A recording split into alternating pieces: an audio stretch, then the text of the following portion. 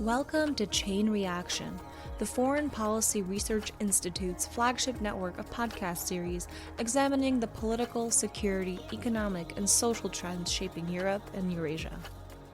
Throughout the year, we're talking with experts about developments in Russia's war in Ukraine, the new European security order, the past, present, and future of the Baltic states, Russia's political economy, and great power competition in the region.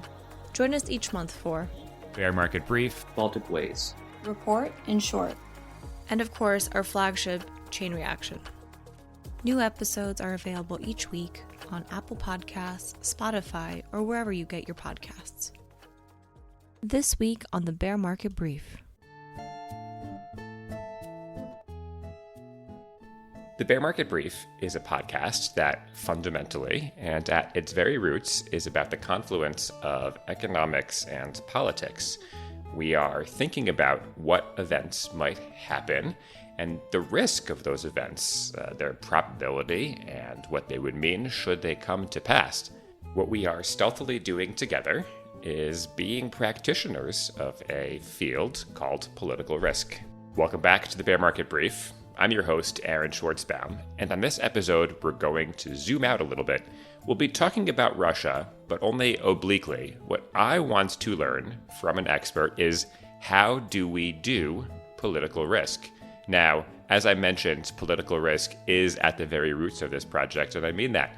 The Bear Market Brief came together in 2016 after my stint in the field and wanted to continue a news brief project I'd actually started back in my political risk job. So this is very, very near and dear to my heart. But yeah, we're going to be talking about how to even measure risk. What does it mean? What are emerging markets? How do we think about ways of communicating risks to readers, and in this case, listeners? This is as good a time as any to introduce our illustrious guest today, Rachel Ziemba. Rachel Ziemba is a geoeconomic and country risk expert focused on energy markets. She runs Ziemba Insights, an advisory firm in New York that supports clients in their macroeconomic scenario analysis and policy due diligence. She is also a senior advisor, sanctions at Horizon Engage, and adjunct senior fellow at the Center for New American Security, CNAS for short, and an adjunct lecturer at New York University's Center for Global Affairs. Good credentials for an episode like this, I think. We had a great and very in-depth chat. I hope you enjoy. Rachel, great to have you by the Bear Market Brief. Thanks for having me, Aaron. I'm a regular listener, so glad to be here. Well, let's start with a quick intro. Less the full bio and more what's keeping you busy these days in political risk world. Combination of sanctions tightening and easing in different jurisdictions, and just trying to keep an eye on all the different tools in the coercive toolkit. So tariffs, export controls, sanctions, and their use together and as alternates, both in Russia and Eurasia, but also in the Middle East in general. So yeah, no shortage of things for the wicked. Everybody wielding their economic coercion tools these days. Exactly. Yeah, we see, of course, sort of China using its choke points. We see Russia and others. And I think that all sort of dovetails also with other countries that are really trying to leverage their balance sheets to build markets, right? I mean, my work kind of extends at the barbell in a sense of like the ways governments try to restrict markets and the ways that governments, like in the Middle East, the sovereign funds are trying to build markets. But it's all about, in a sense, governments trying to reshape markets for their own economic and political aims, which is a big topic. So speaking of big topics, I want to start as jokingly here with an easy question. It's not an easy question. It's a very existential, large question. As an actual quantifiable thing, so not as an academic discipline, what is political risk? What does that mean? Yeah, I mean, for some of the companies I work for, we think of it being the above ground risks that maybe a resource project faces, or the political challenges that an investment might reach. might be constrained by. So that can include security risks, it can and conflict, it can include election related changes. It rubs up against geopolitical risk, which is often involving cross border, sort of cross border issues and grand strategy issues that also can bring, market dynamics into question.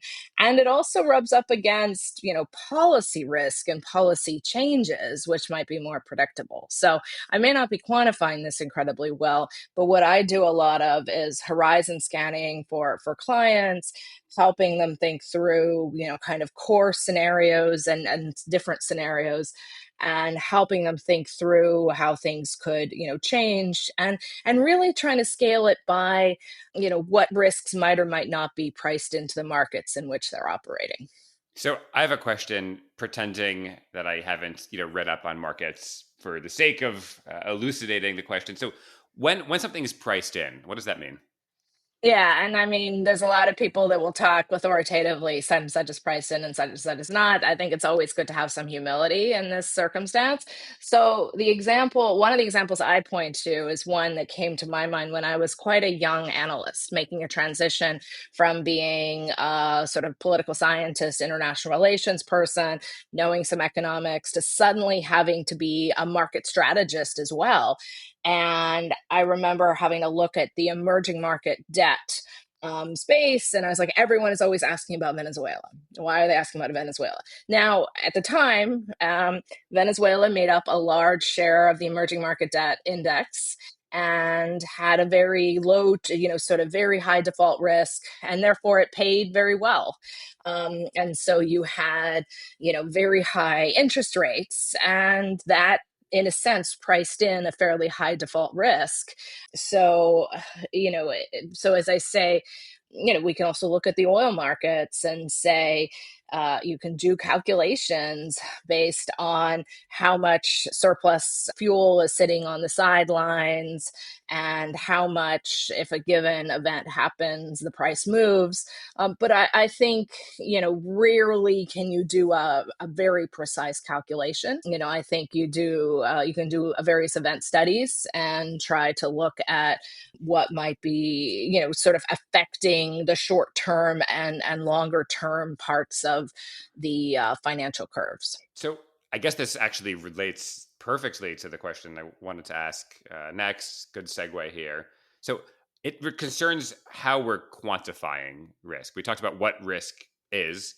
What are you looking for when it comes to measuring risk? What makes a country, in other words, riskier than another? So I often, when I'm looking at a country, I'm looking at both political instability and the risk of policy change, but I'm also looking at macroeconomic vulnerabilities.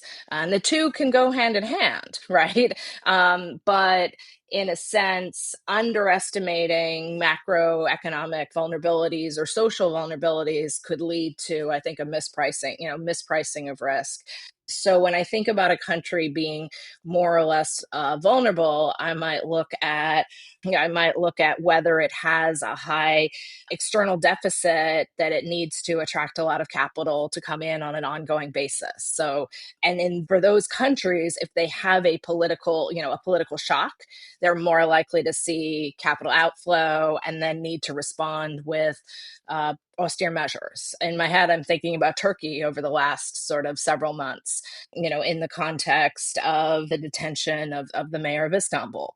But the honest answer is that thinking about relative risk also depends on either what part of the capital structure a company might be exposed to or an investor might be exposed to, because sectoral policies can be very different, and the like. So, and it depends a lot on the time horizon, right? Sometimes, so if I'm advising a client that's thinking about building a mine or building a pipeline or a rail project, they're really having to think over many decades of risk.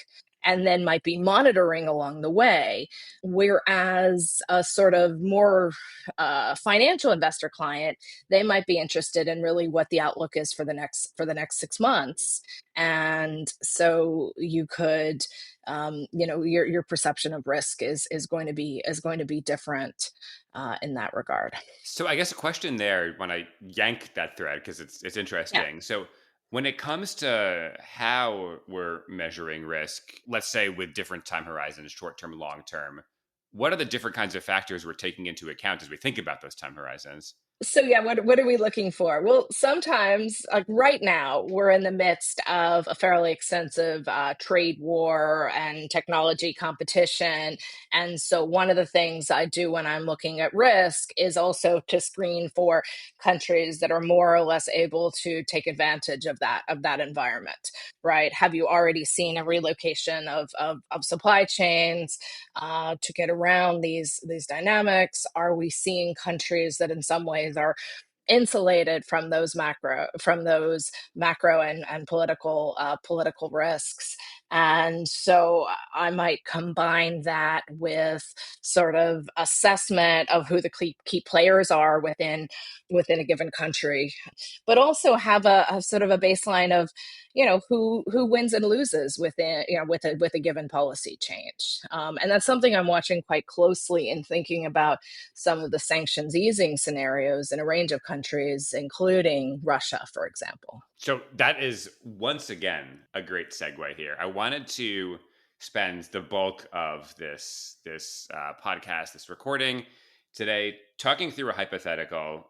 We can, I guess, pick your favorite depending on how you're feeling, but it concerns Russia Ukraine peace talks. So one is Yeah. gaming out the outcome of talks. How do we know whether they're going to work? Another is the potential for easing of sanctions on Russia. I guess that could relate to talks. But what I want to work through with you is less the Russia specifics, basically pretending we know nothing about the conflict at all from Hmm. a methodological standpoint. That's what I'm trying to say here. Methodologically, like how do we go about gaming out these scenarios? Yeah, I mean, when I think about negotiations like this, and especially in these sanctions, sort of scenarios, I think there's sort of a bit of a rules of thumb that we see in different circumstances, and then every case is a little bit different, right? Both because the nature of, is it a domestic conflict, is it an international conflict, sort of what economic and political changes have manifested. A couple of common threads tend to happen in both states of war and in states of economic warfare.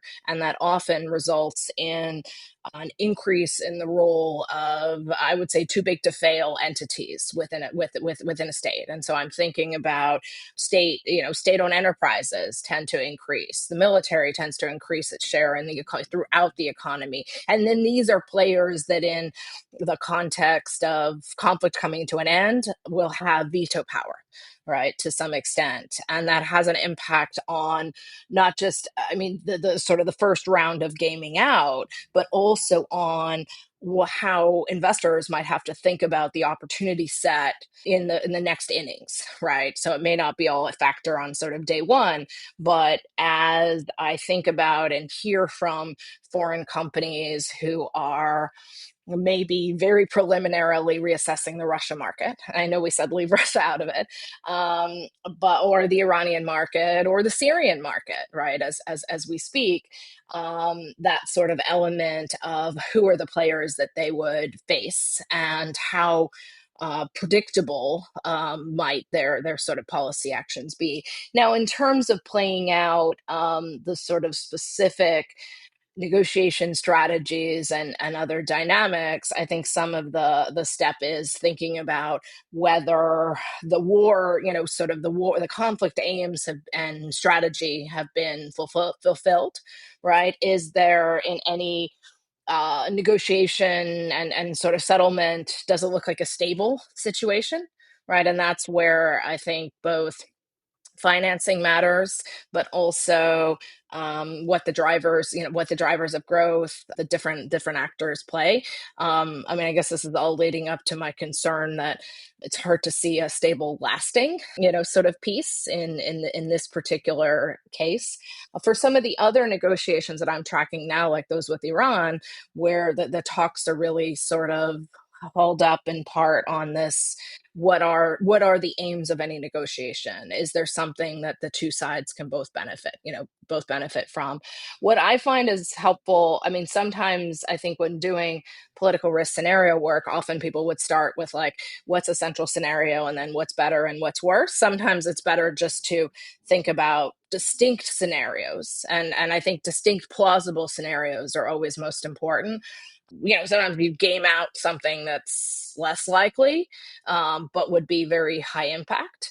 But sometimes there are scenarios that are not, that are not so plausible, and then sort of work accordingly. I may be being a little too theoretical here. But So this is a thought exercise, so I think perfectly yeah. reasonable to be theoretical. So taking this example, we're talking about like the end of a conflict. I think pivoting towards this sanctions piece, which is particularly interesting, and we've heard in DC rumors that the U.S. administration might want to provide modest to significant sanctions relief for Russia, wash its hands of the entire conflict. Broadly, I'm not saying that's true or not, just what is being reported. Mhm. So for modeling that out, so we talked about looking at like the big players in domestic economy. So this could be like the large, too big to fail enterprises in Russia. You mentioned, how do you go about, well, it would be Kremlinology in Russia, but even White Houseology? Is there a Mhm. Trumpology? How do we go about mapping out like political influence, not of state-owned enterprises and companies, but of people? Like, how do you think about how that fits into this broader equation? Yeah, I think that's right. And one of the companies that, sort of that I partner with is a firm called Horizon Engage. And they have done a lot of work sort of in different countries trying to map out the players that matter, to sort of the dynamics that connect them, and the like. And, and really kind of core business was in emerging and frontier markets. Of course, it won't surprise you to, hear that we're getting all of those questions about the United States, about certain European countries. If I digress slightly from this particular topic, I mean, for me, sort of as more of an emerging markets focused person for most of my career, when I started out, there was a view among my colleagues that tracked the US and Europe saying, well, political risk doesn't really matter. It matters in other countries. There's policy predictability and the like. I'm not sure that people have really believed that in the last 10, 12 years, but that's definitely sort of the case now. And I think any country, you have to do some of these mappings.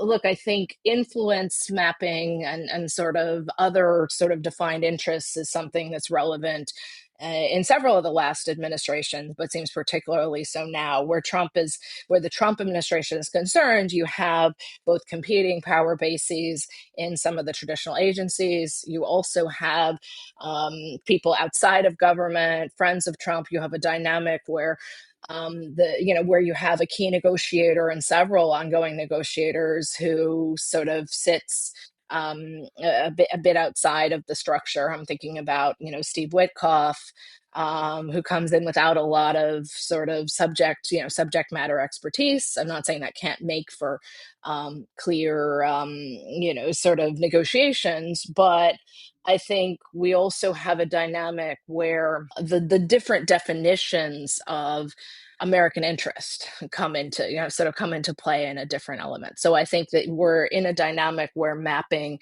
the personal interests of the president and his family, and the different sort of power plays in that way, I think it become important, which is something that we've looked at for other countries for many years when we do sort of assessments of what kind of deals can manifest. As you say, Kremlinology, tracking the Politburo in China and mapping all these different things has been a factor that we've done for some time. I think it's just a bit of a new scenario to be sort of doing some of the sort of that assessment of the family of the sort of head of head of state, and its interests is a little bit different, different for the US, even for those of us who did that work, for example, in Gulf states many, decade and a half ago. You used in that explanation a hot button term that I love asking about because I've heard a lot of interesting definitions, and it is, drumroll, emerging market. For Yeah. listeners, how would you explain what an emerging market is? Yeah, it's a good one. But I use the term emerging market based on probably an old sort of set of definitions that has to do with financial depth and economic development that roughly coincides to countries that are still in the emerging market financial indices. That's probably a little bit inappropriate just because you have countries like South Korea that are theoretically still in that group. You have a lot of diversity here. Emerging markets in a financial term has a lot to do with size of financial market, whether it's debt or equity, investor protections, and speed of turnover. And that doesn't necessarily equate to size of economy or other sort of development patterns. You can have incredibly rich emerging economies, not just countries like South Korea that really arguably should have graduated some time ago, but also some of the very small population rich countries in the Gulf states. And then you also have countries that have much poor sort of capital. But I find that there are limitations to other terms we might use, like the global south. We can also alternatively use regional terms. And of course, I think the challenge, if you're talking about emerging markets, which is theoretically born out of a developing financial market, developing economy, convergence towards some development path, then I think you have to look at quote unquote developed economies and to say, well, maybe some of them look like they're submerging, right? And in a sense, we've done some work on that in the past. But I'm basically looking analytically often at the G10 or G7 and friends on the one hand, and emerging economies and on the other. I also may have thrown out the term frontier markets, and that also is a mixed bag of countries, but tends to correlate a little more to places that don't have as developed financial markets as emerging economies. So countries that might have a few sizable bonds outstanding, or their equity markets are pretty small. But you can have a number of countries that have pretty sizable weight in certain key sectors that are on the frontier. Yeah, I remember watching a video interview with Syria's leader, former jihadist. Yeah, Clearly had been well coached because in each question he made sure. I mean, very deftly, I would note, made sure to say, "Hey, like we are emerging from a war, and what matters now hmm, are institutions, yeah, institutions, institutions, institutions, institutions." And I think he was playing to a Western audience when he was again and again and again. But yes, sure, interesting sure. to think about how these countries can move between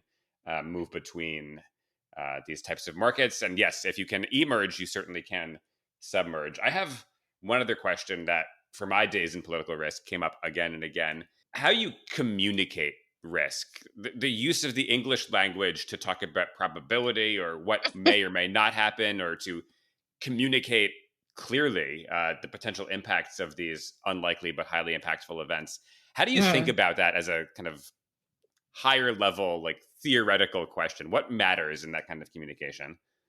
Yeah, so I think a lot of what matters is scoping out and identifying the signposts of how how you know you are in a different scenario. I also think it's important.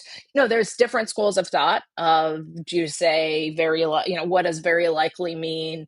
What does low probability, high risk mean? Some people believe strongly in putting numerical values. Some people then sometimes what's the difference between 50% and 55%?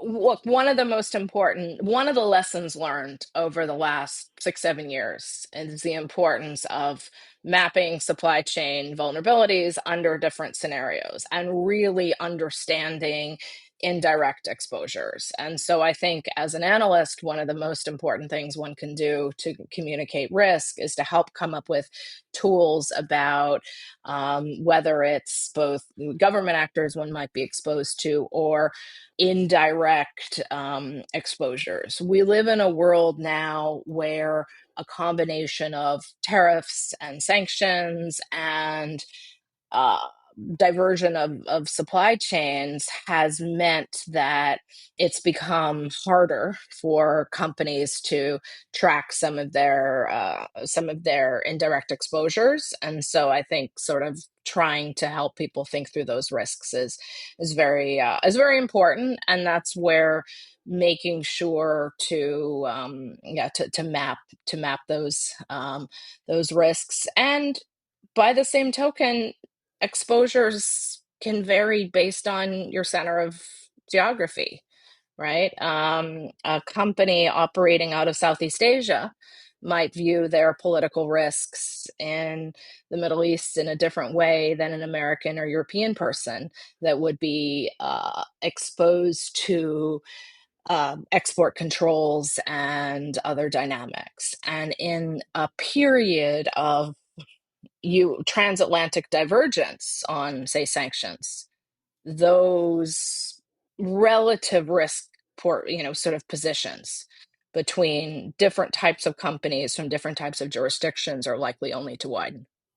Last question for this episode. You alluded to this, but I want to talk about bias in political risk analysis. And I'll share a personal example Mm. I'm putting out there. One of the things that makes it difficult to cover and model a lot of the things happening in Ukraine, and I'll be candid, like Mm. my sympathy with a country being invaded by a relatively autocratic neighbor. I don't think that's a particularly scandalous thing to say, but it's something that I run into. Like, there is an Yeah. outcome I am rooting for, and that is necessarily Yes. part of this. Yes. So I want to ask how you engage with bias, your own political beliefs, but also some of the like human cognitive biases, less political per se, and more sticking towards outcomes that have happened before. Other biases that you run into. How do you engage with that? How do you mitigate that critically? Yeah, yeah, I think you're right. I mean, I think and many others face that same challenge, particularly with Russia, Ukraine, particularly for people like myself who do work for corporate clients who might want to know what's going to happen, not just what should happen, but also because of who we talk to. I spend a lot of time speaking to, also doing some policy advice work on occasion, talking to Western governments that, are saying, well, what else could we do? How does that sort of work? And you both want to kind of come up with that those potentials while also communicating what one's hearing from the private sector about where loopholes are developing. So I think the best starting point is just to recognize and accept those biases and to really challenge and say, how could things go differently? I think we also live in a world today where the silos of information, not only within countries but between them, can reinforce biases. So we really have to work against that. That's where I think strong development of scenarios is so important. Reading widely, making sure to really understand the coping mechanisms and response in other countries. And so that's where I do think this element, some of the policies that make it harder to communicate or harder to trust across countries also can make it harder to do good analysis. So I think we just have to seek out those different opinions and perspectives and be really clear and be really clear on, where we're sort of getting the information and where we could be wrong. And I think that also does mean admitting when we're, sort of when we're wrong, and then thinking about how to do that, that differently.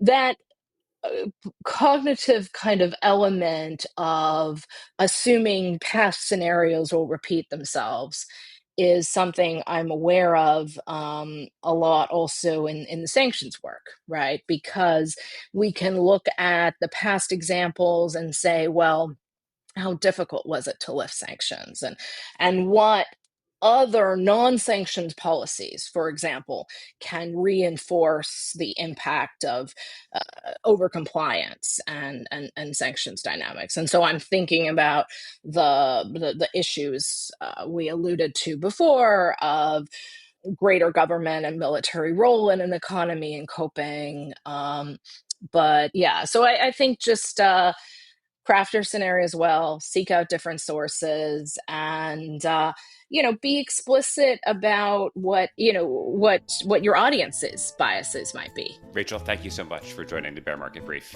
My pleasure. Thank you, Rachel. And thank you, listener, for joining. Here on the podcast, we do welcome your engagement. So if you heard something you found interesting or curious, or heck, something you disagreed with, reach out to us by email or at the Twitter and/or X handle @Bear Market Brief. The Bear Market Brief is a project of the Foreign Policy Research Institute, that is FPRI, a nonpartisan think tank based in Philadelphia. For more information on this initiative and on many others, visit fpri.org. We'll catch you soon.